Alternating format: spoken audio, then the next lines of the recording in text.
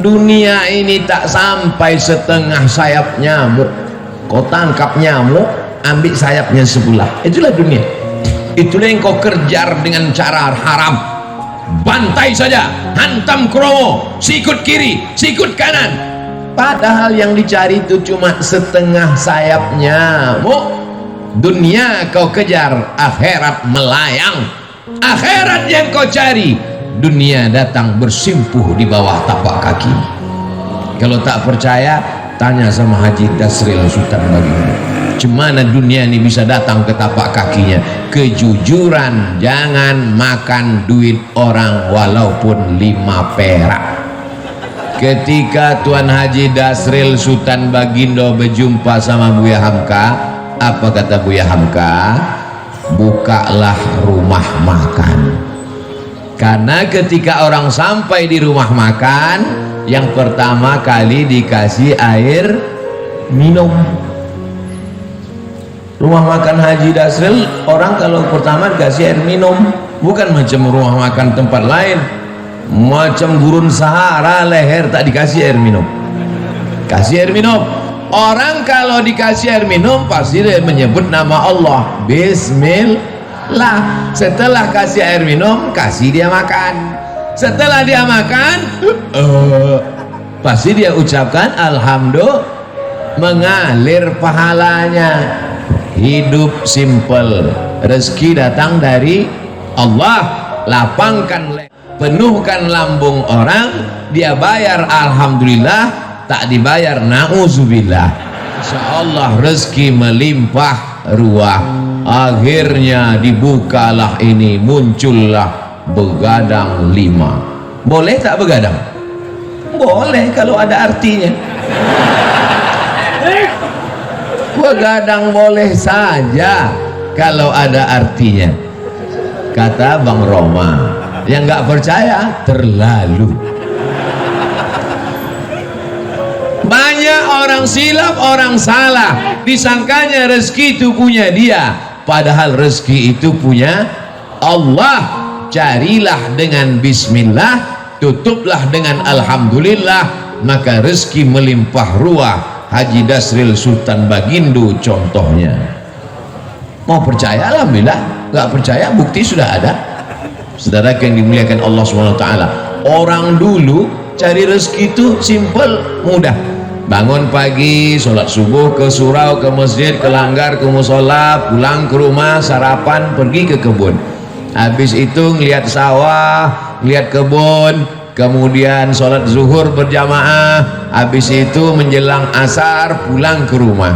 Tetap bisa dengan kumpul keluarga, tetangga, sahabat, jiran, kawan. Malamnya bisa wirid yasin, sorenya bisa datang, ada acara tahlilan bisa kumpul, silaturahim tersambung, meninggalnya husnul khotimah. Orang sekarang berangkat tapi penyakitnya offline. Pergi pagi pulang petang, peras keringat, banting tulang, tunggang langgang, luntang lantung, sholat tinggal, puasa tinggal, silaturahim tidak, rezeki tak dapat, penyakit datang. Itu kan yang terjadi pada masyarakat sekarang. Ke masjid tak pernah, yang dicari rezeki, bolak-balik kemana-mana cari duit. Setelah duit dapat, bulat-bulat diserahkan ke dokter spesialis. Wafat duit 1 koper, dimakan tak bisa. Mau makan nasi diabetes, mau makan gulai kambing kolesterol. Apalagi sempat menikmati hidup? Tak sempat. Orang dulu hidup sederhana, rezeki luar biasa, barokah mengalir sampai mati, sempat pula membangun surau dan musola. Hari ini kita sedang belajar bagaimana memaknai hidup. Berangkat pagi kena macetnya 2 jam, pulang sore macetnya 3 jam, sampai di rumah sudah teler. Sholat tinggal, puasa diqadha di hari tua sudah kena mah akut usus dipotong. Apalagi nikmat hidup, tinggal sakaratul maut, mati.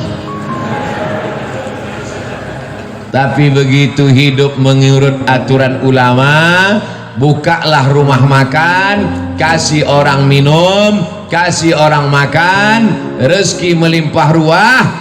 Tapi kalau ada hutang 555 perak, yang 5 perak mesti dibayar. Pesan Buya Hamka, 555 perak utang engkau kepada non muslim, yang 5 perak mesti kau bayar. Kenapa? Karena kalau tak kau bayar, kau akan cari dia di akhirat. Kemana kau mau mencari dia? Itu dipegang oleh Haji Dasril Sultan Bagindo sampai umur 79 tahun. Amanah, jujur, kata orang sekarang, berintegrasi, berintegritet, berjujur, amanah. Perak guys, 5 perak, 155 perak. Adik-adik sekarang yang muda-muda masih sempat nengok duit limper? Nggak pernah. Yang senyum berarti udah tua. Saya masih sempat beli bonbon limper 5 perak, gambar burung. Duitnya itu tidak terlalu terang. Kalau duit 100 terang dia. Duit 5 perak, 5 perak kata Buya Hamka, kalau kau curang, maka nanti kau akan membawa kecurangan itu pada hari kiamat. Itu dipegang Haji Dasril sampai hari ini. Ustadz kok tahu? Saya kan sebelum ceramah saya cari bahan duluan. Saya ngobrol-ngobrol terus, maka saya kalau ketemu sama orang, banyak orang kalau ngobrol sama saya, Ustadz ternyata kalau di luar mimbar Ustadz pendiam ya. Ngapain saya ngobrol? Saya ngomongnya di pas ceramah aja. Pas nggak ceramah masa saya ceramah juga? Kalau ada orang ngomong saya dengar. Oh, perjalanan hidup yang luar biasa. Oleh sebab itu maka buah dari yang kita lihat sekarang ini adalah buah dari kejujuran. 5 perak. Ini kadang kita dikasih orang belanja, nih 100.000, beli nasi bungkus 1 harga 85.000, halal. Tak dibalikkan, balikkan. Ingat pesan Buya Hamka ke Haji Dasril, 5 perak. Kenapa tak kau balikkan 5 perak? Alah, sikit aja kok. Gara-gara 5 perak itulah kita masuk neraka jahanam. Malunya. Kenapa dia masuk neraka? Korupsi 5 miliar. Bangga kan? Kenapa masuk neraka? Karena menggelapkan APBN. Keren kan? Kenapa masuk neraka? Karena 5 perak. Nerakanya sama pula tuh. Bukan neraka 5 miliar sama 5 perak lain. Yang 5 perak nerakanya 25 derajat Celcius. Mendidih juga otak kepalamu. Diletakkan batu kerikil di tapak kaki, mendidih otak. Yablugh ka'baihi, sampai ke mata kaki. Yaghli biha dimaghuhu, mendidih otak di kepala. Allahumma ajirna minan nar. Allahumma ajirna minan nar. Dosa kepada Allah bisa istighfar, tapi dosa hutang kepada manusia bisa? Gak bisa.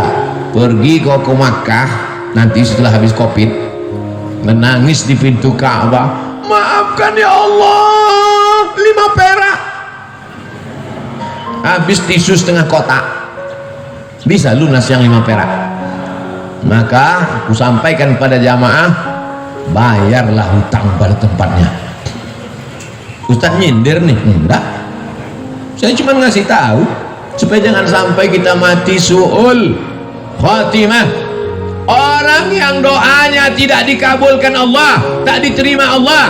Mengapa doanya tak dikabulkan Allah? Mat'amuhu haram, makan haram. Masrabuhu haram, minumannya haram. Malbasuhu haram, pakaiannya haram. Kenapa? Gara-gara memakan duit orang. Ajarkan anak-anak kita jujur, ajarkan anak-anak kita berkarakter, jangan sampai dia makan. Kenapa? Apa masalah? orang itu kesilau di luar. Itu tak masuk surga kan? Ditembakkan orang itu jendela. Lalu saya bilang jangan aniaya orang. Masya Allah. Ibu-ibu itu layar di atas hidup. Kenapa tak ditonton layar itu? Ada layar 2 tak ditonton orang. Itu panitia tidak mau zolim, makanya dipasang layar di luar. Pakai ada layar mereka. Itu juga mereka sangat takut matahari terbit, karena kalau matahari terbit gambar itu hilang. Layar itu kan adanya kalau gelap kan, macam nonton layar tancap mereka tuh di sana. Tapi insya Allah walaupun mereka di luar, mungkin mereka lebih dulu masuk surga dari kita. Mungkin. Man kharaja fi talabil ilmi, siapa yang keluar rumah untuk menuntut ilmu, fahuwa fi sabilillah, maka dia sama dengan orang berjihad fi sabilillah. Pelajaran yang kedua, apapun profesi kita, carilah profesi yang melapangkan kesulitan orang lain, yang mengenyangkan perut orang, yang melapangkan tenggorokan orang, yang memudahkan urusan orang, maka dimudahkan pula urusan hidupmu insya Allah. Ini sekarang orang ini otaknya sungsang, kalau bisa dipersulit kenapa dipermudah? Begitu kan prinsip orang sekarang, dipersulit, dipersusah, diperpayah. Begitu orang minta, Pak bisa nggak dipermudah? Wani piro, bayar berapa? Dunia ini tak sampai setengah sayap nyamuk. Kau tangkap nyamuk, ambil sayapnya sebelah. Itulah dunia. Itulah yang kau kejar dengan cara haram. Bantai saja, hantam kromo, sikut kiri, sikut kanan. Padahal yang dicari itu cuma setengah sayap nyamuk. Dunia kau kejar, akhirat melayang. Akhirat yang kau cari, dunia datang bersimpuh di bawah tapak kaki. Kalau tak percaya, tanya sama Haji Dasril Sultan Baginda, cemana dunia ini bisa datang ke tapak kakinya. Kejujuran, jangan makan duit orang walaupun 5 perak. 5 perak tak ada lagi Pak Ustadz, terserahlah, payah kali ceramah sekarang. Siap kita didik anak-anak kita jujur. Saya dulu kalau pulang bawa mobil-mobilan main-main, ditanya dapat di mana tadi? Di jalan mak. Punya siapa? Tak tahu entah punya siapa. Balikkan di mana tempat kau dapat tadi. Jangan pulang ke rumah. Mobil-mobilan kecil tuh menangislah, membalikkan. Bukan nangis karena jauhnya, sayang ini mobil bagus sekali, letakkan balik. Kalau tak kau balikkan, nanti mobil ini di akhirat akan sebesar mobil asli, kau akan pikul di hadapan Allah Subhanahu wa ta'ala. Cuman saya waktu itu kan anak kecil nggak paham. Kalau paham saya tanya, mana hadisnya, mana dalilnya. Setelah kuliah ke Mesir, belajar hadis, belajar ayat Quran, ternyata ayatnya ada. Wa may yaghlul ya'ti bima ghalla yaumal qiyamah. Siapa yang curang, dia akan membawa kecurangannya hari kiamat. Masuk ke rumah makan, rendang ada, gulai ada, sup ada, ayam goreng ada. Tiba-tiba bagian bawah ayam goreng itu diambil sikit, yang rendang dicolek sikit, yang jual nggak tahu, akan kau pikul 1/4 ayam goreng hari akhirat. Kalau ada nanti di akhirat yang mikul mobil dinas plat merah, keren kan? Kalau ada nanti yang mikul APBD, APBN, keren kan? Tapi kalau yang mikul ayam goreng, malunya di akhirat. Mikul bakwan, wa may khiyalul, siapa yang curang, ya'ti bima walla yaumal qiyamah, kau akan membawa kecuranganmu pada hari kiamat. Dosamu kepada Allah, salat sunat taubat 2 rakaat, beristighfar, selesai. Tapi dosa kepada manusia bisa. Berapa banyak orang bersalah kepada Haji Dasril, entah berapa goreng ayam, entah berapa rendang sudah diseludupkan orang, pakai bungkus tisu masuk ke kantong. Rugikah dagangannya? Tumpurkah bisnisnya? Tidak. Siapa punya rezeki? Allah. Iyyaka na'budu wa iyyaka nasta'in. Selesai 2 masalah. Masuk masalah yang ketiga. Apa yang dicari dengan bisnis-bisnis ini? Buka rumah makan 1 berhasil, buka begadang 2 berhasil, buka begadang 3 berhasil, buka nggak bisa tidur malam berhasil. Begadang itu kan tak bisa tidur malam. Yang dicari ini sebenarnya apa? Dunia ini kalau dikejar macam menelan air garam, makin ditelan makin haus, makin ditelan makin terbakar. Lau kana libni Adam wadiyan min zahab, seandainya manusia itu punya satu lembah dari emas, ada gunung, ada bukit, ada emas, apakah dia akan berkata cukup 1? Pasti dia akan minta tambah. Tapi beda dengan yang satu hamba Allah ini, dibuka usaha ini banyak untuk bangun masjid. Dibuka usaha ini banyak. Ustadz Abdul Somad ini ada tanah 2,5 hektar, sudah dibangun kelasnya lebih 30, sudah dibangun kantornya, musola masjidnya 60-70% siap. Ambillah Ustadz Somad. Ustadz Somad takut nanti kalau Ustadz Somad ambil ini berarti mesti tinggal di sini, harus buka cabang di sini. Haji, saya kemari dalam setahun cuma 3 kali saja, karena saya ada tim 14 dari Sabang sampai Papua, Brunei Darussalam, Sarawak, Malaysia, dan dunia ini semuanya. Sebenarnya saya mau ngasih tahu ini bukan Ustadz kaleng-kaleng, itu aja.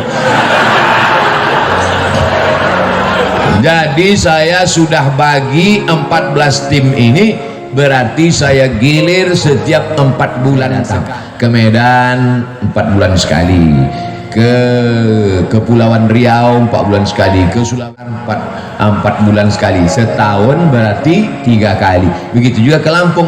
Nanti kalau ku terima ini haji yang 2 hektar ini, ku bilang aku ambil, tiba-tiba aku tidak datang, kalian sumpah mati tegak aku nanti.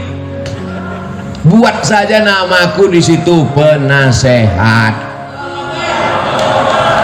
Supaya apa? Supaya jangan dibilang orang siapa itu? Itu Ustadz Somad yang penipu itu.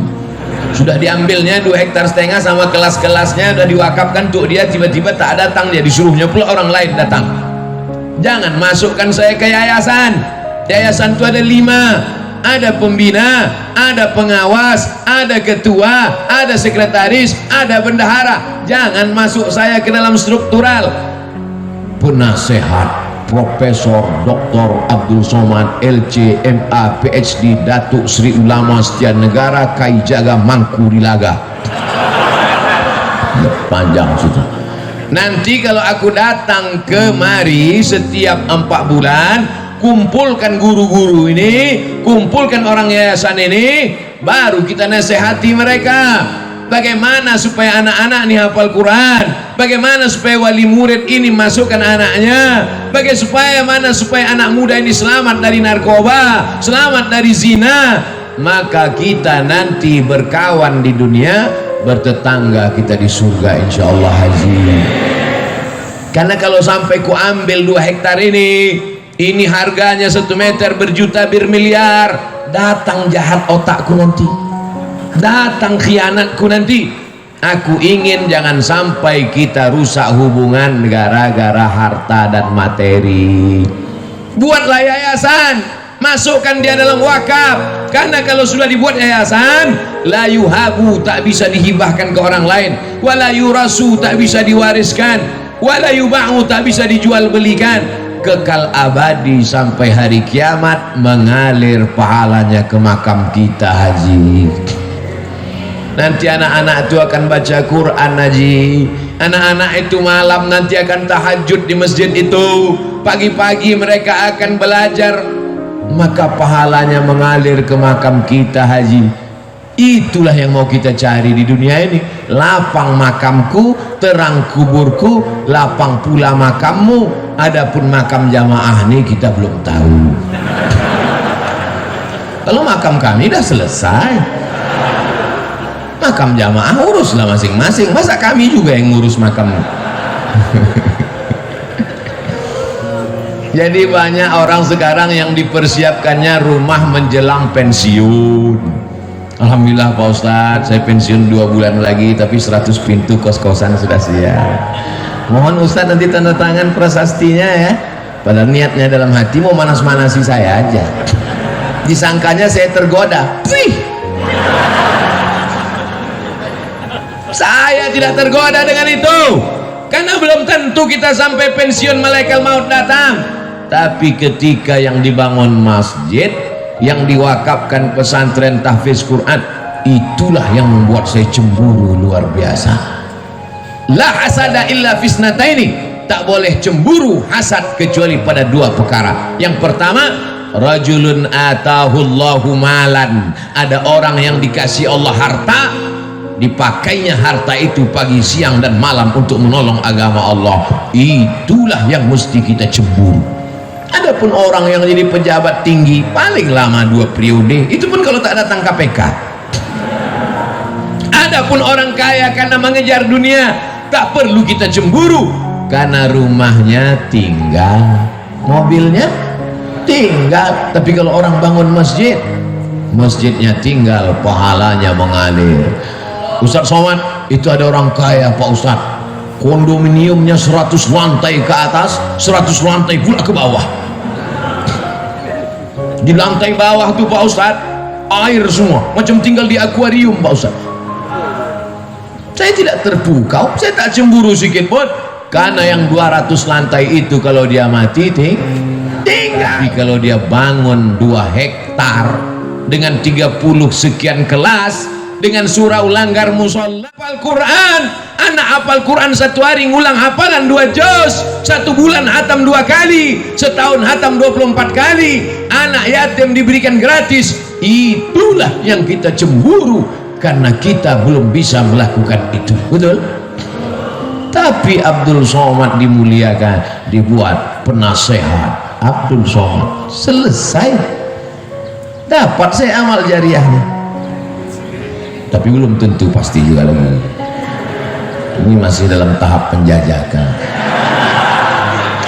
Saudaraku yang dimuliakan Allah Subhanahu wa taala, wa ta'awanu 'alal birri wat taqwa, tolong menolonglah kamu dalam kebaikan. Ini pelajaran untuk anak-anak muda, cita-cita kalian mesti tinggi macam cita-cita Haji Dasril Sultan Baginda. Ini kadang anak muda nih, gimana rencananya ke depan? Ya udah mau siap S1 Pak Ustaz. Habis ini kau mau jadi apa? Ya mau ikut tes PNS nih Pak Ustaz. Kau PNS mana bisa bangun masjid? Gaji 2,5 juta sebulan, semua kredit. Bangun rumah 3M, 3 kali minjam. Gimana kau mau bangun masjid? Sementara laut di Lampung luas, kolam-kolam ikan entrepreneur bisa. Jadilah anak muda entrepreneurship, sehingga nanti kau bisa bangun sekolah tahfiz gratis. Cita-citanya mesti begitu. Buka usaha berhasil, buka satu lagi usaha berhasil, buka lagi satu usaha berhasil. Kemarin kami di Pringsewu itu juga meresmikan pesantren anak muda entrepreneur, lahir tahun 80. Baru berapa tahun umurnya? Baru 40 tahun. Entrepreneur. Jadi kalau cerita entrepreneur, usahawan, bisnismen, Lampung ini tempatnya. Saya sudah ketemu orangnya. Ini makhluk-makhluk yang unik, ini mesti dibudidayakan. Ini makhluk-makhluk yang hampir langka.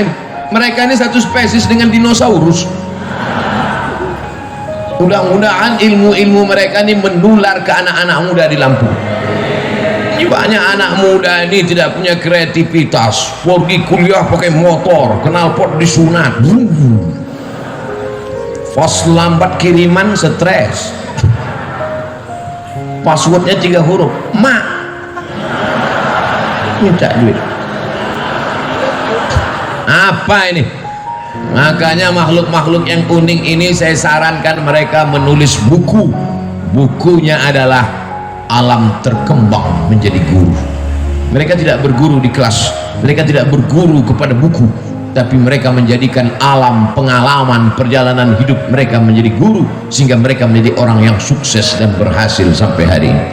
Untuk menjadi sebuah sebatang sekuntum bunga, dia mesti bertunas, dia mesti berbatang, dia mesti bercabang, mesti selamat dari hawa, mesti selamat dari wereng, mesti dijaga akarnya, mesti disiram, barulah menjadi sekuntum bunga, bukan bunga plastik. Untuk jadi bunga saja prosesnya luar biasa, apalagi menjadi orang yang menghambakan diri kepada Allah. Sudah berapa poin saya sampaikan? Pertama, dekat dengan ulama. Yang kedua, jujur, jangan berkhianat, pembohong, dusta, tipu-tipu. Yang ketiga, cita-cita jangan mengejar dunia, tapi bangun masjid, menyebarkan pendidikan Islam, Allah akan tolong. Yakin dengan pertolongan Allah? Innaka la tukhliful. Yang terakhir, yang keempat, jangan sombong. Ini sekarang orang baru punya duit sedikit aja sombong minta ampun. Ini Pak Ustaz, sepatu saya ini harganya 20 juta Pak Ustaz. Yang nanya siapa? Siapa yang nanya? Outfit saya nih Pak Ustaz, sekali tegak berdiri 100 juta nih Pak Ustaz. La ilaha illallah. Peci saya ini dibeli orang di Jambi 12 juta. Baju jaket saya dibeli orang di Jambi 270 juta. Dilelang untuk pondok pesantren. Motor dilelang 100 juta. Kalau cerita bangga-bangga outfit, dah berapa tuh? 100 tambah jaket 270, 370, tambah peci 12 juta, 382 juta. Punya orang bukan saya. Ini subuh ini dikasih sorban, kasih jubah, kombinasi antara jubah Arab Saudi dengan Lampung. Masya Allah, kreasi yang luar biasa. Takut pula saya dicuri. Saya pakai terus, tapi saya pakai pas di masjid aja, pas di airport enggak. Saya takut nanti semua minta foto, pula pilot-pilot terus semua selfie ya Ustaz. Jangan angkuh, jangan sombong. Kesan saya sama orang-orang hebat ini, saya perhatikan mereka tak sombong. Ketika dia sombong, itu tanda dia akan jatuh ke bawah. Saya pun kalau lama-lama duduk di atas kursi ini jadi sombong nanti. Itu makanya saya tak mau lama di sini, 60 menit turun. Dimulai jam 5.15, jam 6.15 kau mesti turun, sadar diri Abdul Somad. Karena kalau kau sudah terlalu lama di sini, pakai baju kebesaran, ini baju kebesaran nih, XL ini.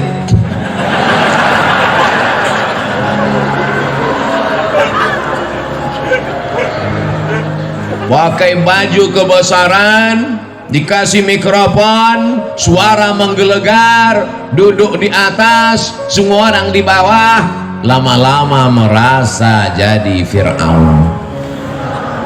Oleh sebab itu, setiap 60 menit kau turun ke bawah, balik ke asal, bahwa kau bukan apa-apa dan bukan siapa-siapa. Tu'izzu man tasha, Allah menaikkan siapa yang dia kehendaki. Wa tudhillu man tasha, Allah menurunkan siapa yang dia kehendaki. Ada yang rendah hati turun ke bawah dinaikkan Allah, ada yang naik ke atas hampir ke awan akan diturunkan Allah. Percaya tak percaya, mereka yang di atas ini pasti akan turun untuk sarapan pagi. Betul. Masya Allah, tabarakallah. Masjid mengajarkan kita tentang tawadhu, rendah hati. Siapapun orangnya, kalau sudah sampai masuk ke masjid ini, dia mesti menempelkan keningnya ke lantai, ke tempat bawah tapak kaki. Adakah yang lebih rendah dari tapak kaki? Lantai ini lebih bawah tapak kaki. Mana ada orang melangkah di atas tapak kaki? Lantai ini ditempelkan kening ke lantai. Mentang-mentang Haji Dasril yang bangun masjid, tiba-tiba pas sujud, Haji Dasril enggak sujud ke lantai. Kalian aja, aku yang punya masjid sujudnya ke tiang. Nggak bisa. Semuanya menempelkan kening ke lantai, dan ketika kening menempel ke lantai, saat itu kau rendahkan dirimu dan kau katakan subhana rabbiyal. Kalau kau menyelamatkan dirimu dari angkuh dan sombong, Allah akan menyelamatkanmu. Ada orang yang lapar, selamat. Ada orang yang haus, selamat. Ada suami-suami yang datang urusan dari Jakarta mau bisnis ke Lampung, selamat atau tidak? Selamat. Tinggal di mana sekarang? Di hotel. Hotel apa? Hotel Syariah Nusantara. Istrinya kan? Karena dia tahu hotel syariah tertulis di belakang pintu, yang tidak bawa surat nikah tidak dibenarkan masuk. Gimana sekarang? Hotel syariah. Habis itu dia pergi ke konvensional.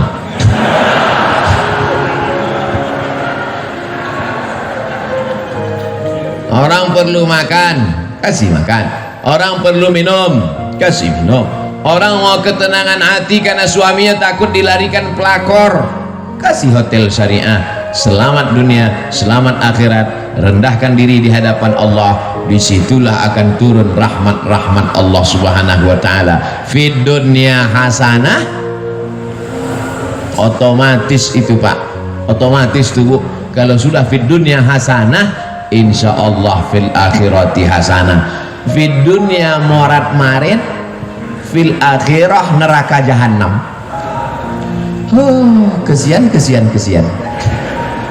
Dunia tak dapat, akhirat melayang. Paling tidak kita ini mau dapat akhirat pun dapat, jadilah. Tapi kalau bisa dunia ini pun dapat juga. Insya Allah yang hadir di majelis ini dunianya dapat, akhiratnya dapat. Berkah itu paling banyak diturunkan Allah waktu pagi. Siapa yang paling awal bangun paginya, dia yang paling banyak dapat berkahnya. Jangan sampai rezeki dipatuk. Iya.